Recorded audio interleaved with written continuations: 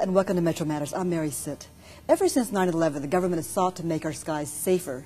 It's instituted a program with air marshals. These are undercover agents who ride the planes and try to keep passengers and crews safe from terrorists. Well, here at Metro, we have a bus marshal program. When you step on a train or a bus, the person around you may not be who you think he is. Here to explain more is Captain Michael Rainey. Captain Rainey's been with Metro for 29 years. He holds a BS in Criminal Justice from Sam Houston State University and a State Master's Peace Officer certification. Captain Rainey, thanks for being with us. Thank you. Glad to be here. Why did we start a bus marshal program? Well, this program actually started a little over a year ago, and we were experiencing some crime on the buses, particularly some crimes that were occurring to some of our bus operators being assaulted while operating the bus. And as you know, if you're operating a bus, if the bus operator's not safe, there's nobody safe on the bus. So we took that very seriously, and we realized that there's crimes that are taking place on the system that the uniformed officer is just not going to be able to observe. And we felt this plainclothes division would be a good thing to try to capture some of those things, to ride the buses.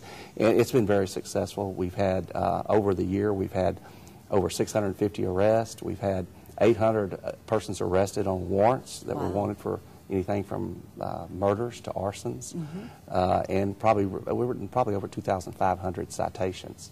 So year over year, fiscal year 08 compared to fiscal year 07, crime on buses has gone down 30%, is that right? Crime on buses is down 30% to our fiscal year last year, so that's a pretty significant impact in terms of crime reductions. Do you attribute this to bus marshal program? I do a great deal. I think one of the things that's the advantage of the program, when you talk about that number of arrests and that number of citations, every time that arrest or citation is made, that person that is riding the bus, those 30 or 40 people, observe it.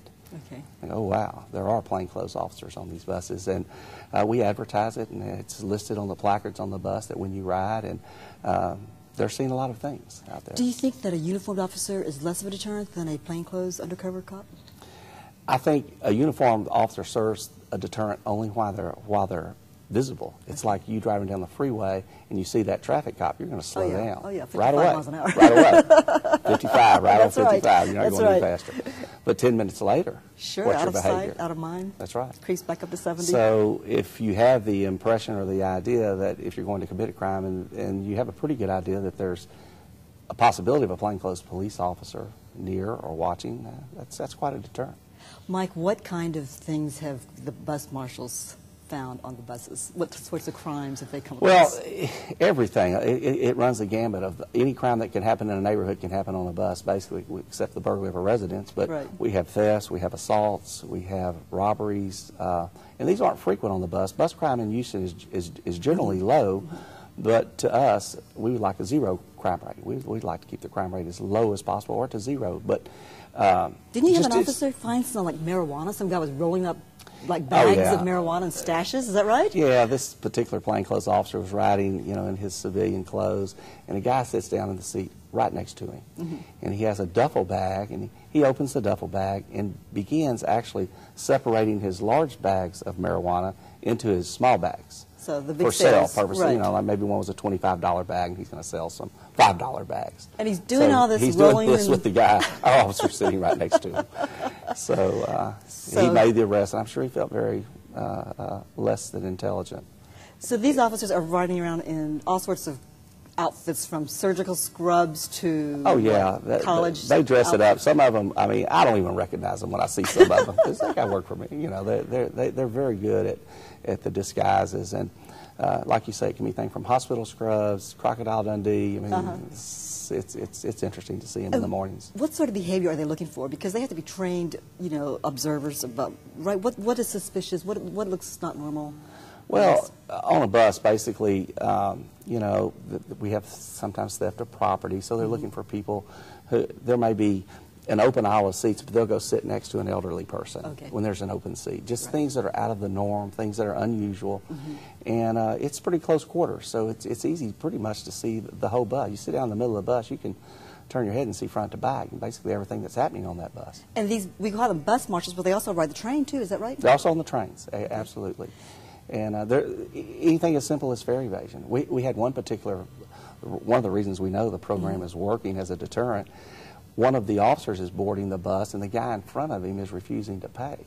One of the passengers, not the officer, one of the passengers tells the guy said, look, you better pay your fare. They got plainclothes officers on these buses now.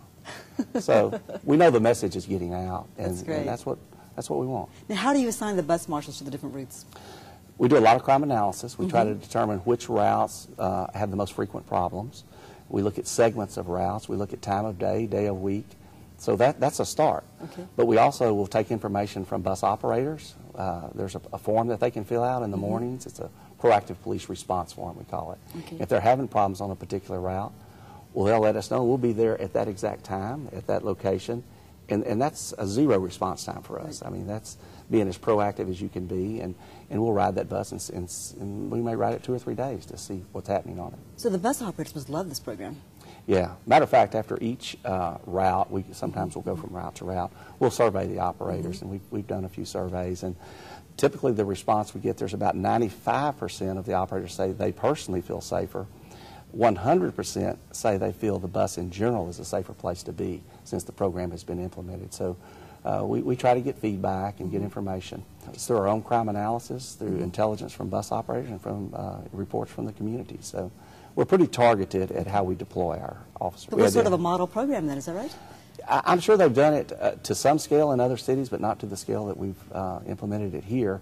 Now, in addition to bus marshals, another program we've instituted at Metro is pepper gel for bus drivers who want to use it. Tell me about that. Well, the bus operators, they're sitting in their seat. They're in a confined area.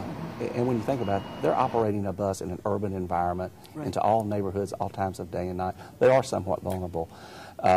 The pepper gel is a first line of defense. It's actually meant just to get someone off of them. And it works for that. It's decapacitating enough that the operator would have time to get out of his seat and get away from them, hopefully without being injured. So that's an opportunity that's open for the bus drivers. We don't mandate that they take the training or use it, but it's there. It's for them if they choose to do it. It's an 8-hour training class. They really we make sure that it's safe. The nice thing about the pepper gel, it's not an aerosol spray that will fill up a bus and contaminate the rest of the passengers. It's very targeted, like a stream. It's a straight stream of gel, and it actually sticks to the skin a little bit, and days later, it actually leaves a residue that we can, with a black light, if we're looking for that particular suspect, they'll still glow somewhat after days of being sprayed. So it makes it easier. It helps easier to locate them too.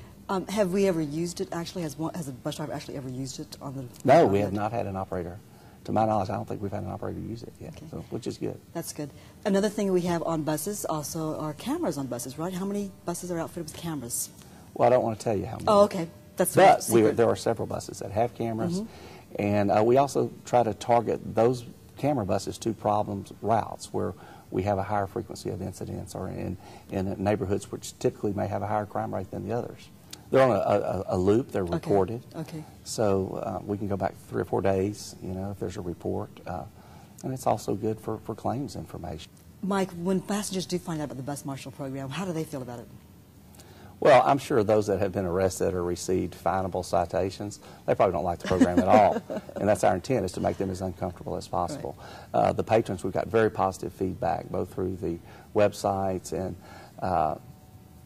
as the officers. Sometimes they'll pat them on the back and tell them good job. It makes you feel safer. If you're transit dependent, you want to feel comfortable and safe riding our system, and I think our passengers do. Thank you very much, Captain Rainey, for being with us. Thank you. That's all for this edition of Metro Matters. I'm Mary Sitt. I'll see you again next time.